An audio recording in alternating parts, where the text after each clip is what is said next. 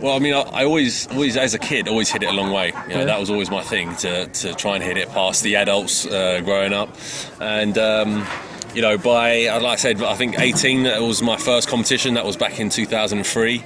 Started at Stoke Park back in the UK. And, you know, sort of entered it not knowing much about the whole thing. You know, I think at the time, I had a standard Titleist 975D driver. Which, you know, when you turn up into the competition, you see these guys with 2 and 3 degree drivers. You know, you kind of you've lost before you've even started. So that was then, and then, you know, like I said, 2 years later, went over to Ireland. Had my first long drive. It was a 4 degree Cobra. And ended up winning the European Championships from then, and that was the sort of transition. You know, it went from almost nothing to something special straight away, and it's, yeah, I say, I've been going ever since then. If you use a normal driver, or if the long hitter on the tour, Bubba Watson, Rory McIlroy, if they would use your drivers, what could you expect what they could make in length with their drives if they would use your special ones? First of all, they'd have to practice that, you know, because it's not as easy as just picking up you know, these drivers that we use in competition, like say, are 2 degrees of loft. They're 3 or 4 inches longer than most standard drivers, so it's not like just going from a freewood to a standard driver. You know, most people can do that. It's going from a standard driver to a long drive driver. You need to have a bit of you know, time under your belt with that club. It's not something you can just pick up and use straight away. But you know, you'd expect to see maybe some increase in clubhead speed, but you'd also see some increase in wayward shots. They wouldn't be keeping it straight as they do at the moment on the tour. You know, they guys hit it well at the moment and they keep it in play. But you know, hitting a 2 degree driver, which is less loft than a putter, you know, it's harder to control for a start, and you know, you're not going to start doing that when you're playing some of these courses that these guys are playing on. You know. Likewise, vice versa, if I was to use the standard driver playing, you get a decrease in clubhead speed, but it's not massive amounts. I mean, for me, the standard driver can swing up to 140, 142 maybe miles an hour. And the long driver goes up to 150 to 155. So, you know, there's that 10% sort of ish change in speed from the standard driver to long driver. But you know, keep them off the course. I don't think many people can keep it in play. But in general, the guys, Rory or Bubba, if they decide they want to do something else and do a little bit of long drive training, do you think they could compete with you in a long drive championship for example? Yeah, I think they could. I mean, like I say, who knows what they could do once they start practicing, right? These guys are incredible at what they do at the moment, so you never know, but they'd have to gain some clubhead speed. You know, McIlroy, Bubba Watson swinging it in the sort of low, maybe 120s maximum, and like I said, with the big stick, it starts going up to, for me, up to the 150 mark and beyond, and a lot of guys are up there as well. So you're talking, you know, 25 to 35 miles an hour difference in clubhead speed, which, you know, equates to a lot of distance. So it's something that I'm sure they would love to give it a go. I'm sure they'd love to try. I know a few of the long drivers have gone against some of the tour pros. I've gone against some of the European tour guys, and there's some of the guys out in the States have also gone against Bubba and stuff like that, but you know, they lost, and they lost pretty bad. So it's just like we would if we was to play a game of golf with them, right? So you mentioned the clubhead speed. I think what's the clubhead speed on PGA Tour compared to what we've got? Yeah, the average on tour is 112. That was 2014 or 2015 stat. So 100, I don't think it's changed much. So 112 is the average on the PGA Tour. And you hit it with 140, 150. With the long drive, yeah, exactly. With the standard driver, between 130 and 142, 143. And we're talking about miles. That's miles an hour, yeah, it's miles an hour. So, you know, there's a big difference there. Like the top guys are maybe in the low 120s, maybe. But, you know, you got to remember, these guys aren't trying to kill it every time. They try and hit it hard. They don't try and hit it as hard as they can. So, you know, you can expect to see a little bit of a jump in distance if you was to get them on the range, maybe. But like I say, there's a big difference between what a tour player does and what a long drive driver can do. So you already talked about the differences. Let's take a look how it looks like with the difference. Okay, so this is basically the standard driver, right? So standard length 45 inches. I don't know if you can see that there. So 45 inches in loft. This is a 9 degree driver turned down to an 8 degree driver. Okay, so that's the standard one there. If we pull out the long drive stuff, first of all, you notice the difference in length. Okay, so that's the two XRs for this year, standard and the long drive stuff. This is a 5-degree driver turned down to like 3 or 4 degrees. So this is or 2 degrees, it depends on certain heads. This is a custom-made shaft I have for me by Fuji. Okay, so even that changes. That's obviously custom-made for me for the last couple of years as well, which is great.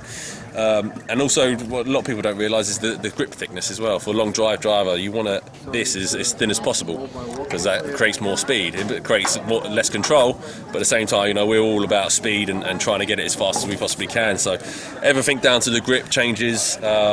And like I say, big difference there. 2 or 3 degree driver, 8 degree driver. They are worlds. Although they look similar, they're worlds apart. Are you a good golfer in general? I like to think so. Yeah, I'm not too bad. I'm a pro anyway. But this time of year, I'll play at the start of the year a lot. But coming up to long drive season, coming up to corporate season. I'm flat out this summer with demos and exhibitions and stuff that we do for Callaway, all the sponsors that I have as well. They keep me busy throughout the year, so golf kind of takes a bit of a back seat. But I was supposed to play this tournament here. I was supposed to play the BB Masters this year. Unfortunately, I've got to go to Switzerland tomorrow and do another exhibition there. So it's things like that work has to come first and golf kind of comes second. But it's something that I enjoy doing, and when I can play, I will play. Yeah, definitely.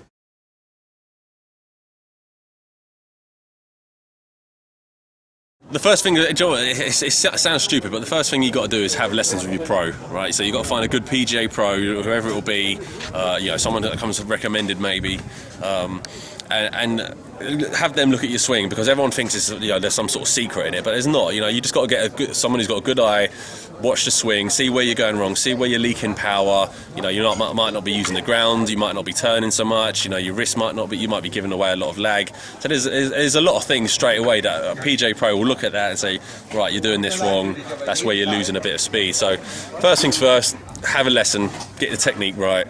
And if you want to continue it even more in terms of distance and speed and stuff, then obviously that's where the gym work comes into it as well. And you do the two combined then. So you're in the gym and you're having lessons on a regular basis, and you'll start to see increases when you work hard at it. How good would you be on tour, or could you compete with the real tour guys, or are you too much into this long drive at the moment? At the moment I am, obviously, because this is my time. This is my time of the year. This is the season for me. So, the long drive takes priority. Obviously, I'm on the range banging balls all day long. Because that's what I have to do in the show, right? And obviously, you got to perform in the show. Otherwise, if you don't, then you don't get repeat custom. So it's a bit of a double-edged sword, really, because you need to be good on the range, but at the same time, you want to play a bit. Could you make the transition? Yeah, there's a few guys doing it. At the moment, I know Jamie, who's sort of my rival out in the States. There, he plays web.com. He's made a few cuts. Everyone would love to say yes, we could compete, but what them guys do is especially as it is at the moment. There's so many guys out there that are just killing it. But we got the game. It's just a matter of practice. We don't compete enough in terms of actually playing around a golf. Like I say, most of my stuff is on the range and trying to improve the speed and stuff like that. Ball striking is world class. Playing golf is a completely different thing. So it's one of them things. Ask anyone, they say, yeah, we can compete, but when it comes down to it, it's hard. Everyone knows that. Otherwise, everyone will be doing it. Everyone will be on tour. So, who knows? In the future, maybe. But right now, maybe you start next year winning the BB Masters. Yeah, I'll come back here and win that easy. That'll be a piece of cake. And then, we'll go on from there. We'll go European Tour and then just go win a major. So, that's the dream, right? But in reality, who knows, man? It's such a... like I say, playing golf is a completely different game. You can be a horrible striker of the ball and still make it around the still make it around the golf course. And you can be the best striker of the golf ball and not have the ability to play the game properly. So it's just one of them things that at the moment we're worlds apart, but we're all in the same sort of thing. We're all in the same industry, and we all support each other. And I hope that everyone just does their best they can. What was the longest drive you've ever hit? In competition, 474 yards. That won me the European Championship back in 2005, so that was a while ago. Obviously, conditions favourable there, a little bit downhill and downwind, obviously. But I've hit a lot of good drives since then, memorable drives. World Championship winning drives, obviously 2010, 414. The following year, got knocked out in the semi-finals, and I hit a drive of 450. That's actually, I forgot now. 453 yards, I think it was, and got beat by 7 yards or something. It's ridiculous. I hit over a quarter of a mile and lose. So there's some drives that stick in your memory a little bit more than others, and that's been a few of them. But the best one for me was obviously the winning drive 2010 414 into wind. In Vegas, so that was a good one. Where do you do your training stuff, and do the guys let you on a regular driving range in golf clubs? They say, nice to have you here, but of course, nice to see you, but don't hit balls here, right? That's what you normally get. So you got to find a good place. At the moment, I'm fortunate enough to have a good golf course at Essendon, which is close to me. It's 5 minutes from where I live. They let me bang balls there without losing too many. But you're right. Where can you find if it's downwind? You need somewhere that's over 400 yards long, and there's not many places around here. Unless you start going to the States. There's not many driving ranges that can contain something like that. So practice does become a bit of an issue. But like I say, I've got a good golf club at the moment, it's just one of them things that you practice hard and hope for. Just hope it works out. It's just like all these guys playing golf. They practice as much as they can, right? It's the same as I do.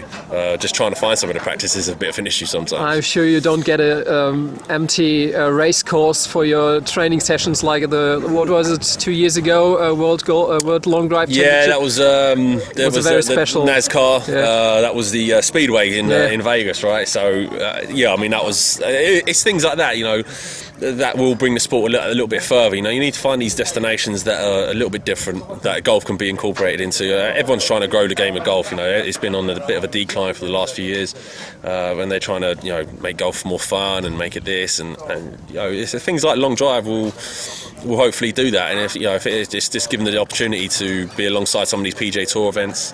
I think people always love it when they see it. Right, the show I just done there. Everyone's in awe of watching that. Everyone loves watching that ball go 400 yards through the air. So it's one of them things that when people see it, they know what they can start to appreciate a bit more. And hopefully, you never know. That's the way it will go. Hopefully, and we'll build at the moment, probably building it for the future guys that are going to turn up in this tournament. But at the moment, we're enjoying it. Got good sponsors, got a good team behind me, and we just hope it continues. Thank you very much for the interview. No it was worries. Nice to meet you here. Good luck for the future and for your next tournaments. I appreciate it. Thanks for having me. And let's hit some bigger drives next time, huh?